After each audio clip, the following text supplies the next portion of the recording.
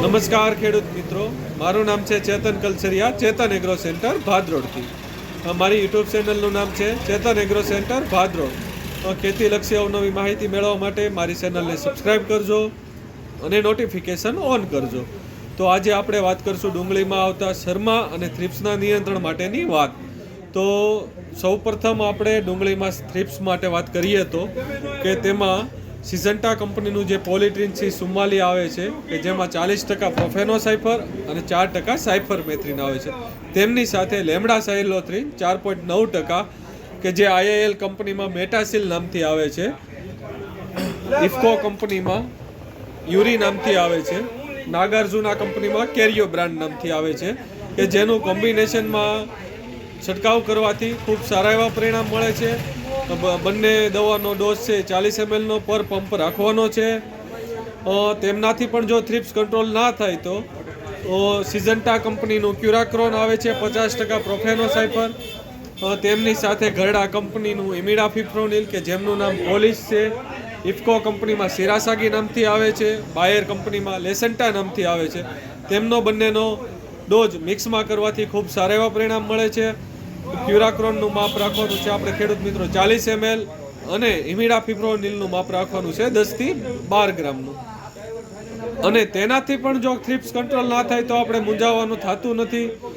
તેમાં પછી આપણે કોટેવા કંપનીનું ડેલિગેટ આવે છે કે જેમાં સ્પિનોટરમ 11.7% SC ફોર્મ્યુલેશન આવે છે, અથવા તો સિઝન્ટા કંપનીનું સિમ્બોડિસ નામથી આવે છે કે જેમાં આઇસોસાયક્લોસેરમ આવે છે, જેનું માપ 12 ml 10 થી 12 ml નો રાખી વીઘે 4 પંપ લેખે ડોઝ આપવાથી થ્રિપ્સમાં ખૂબ સારા એવા પરિણામ મળે છે અને થ્રિપ્સ વહી પણ જાય છે.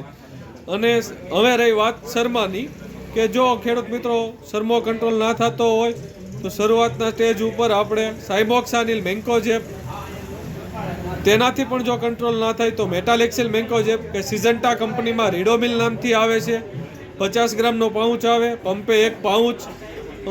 તેનાથી પણ જો ના કંટ્રોલ થાય તો બાયર કંપનીનો નેટિવો કે જેમાં ટેબુકોનાઝોલ 50%, ટ્રાઇફ્લોક્સિસ્ટોબિન 25% આવે છે જેનો 10 ગ્રામ લેખે, અને તેમની સાથે ટેગમાઇસિન એટલે કે ટેપ્રોસાઇક્લિનની પડી આવે છે 6 ગ્રામની.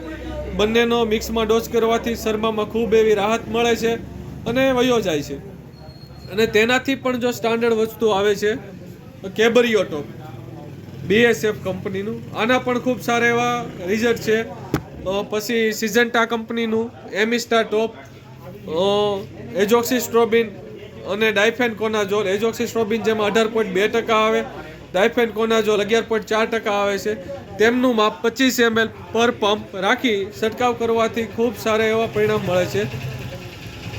અને બીજી એક ખાસ વાત ખેડૂત મિત્રો, આપણે પર વીઘે 4 પંપ નાખવાના છે. ઘણા ખેડૂત મિત્રો એવું કહેતા હોય છે કે અમે 2 પંપ છાંટીએ, 2.5 પંપ છાંટીએ, પણ નહીં ખેડૂત મિત્રો, વીઘે 4 પંપ ફરજિયાત છાંટો. ડુંગળીમાં ખૂબ સારા એવા પરિણામ મળશે.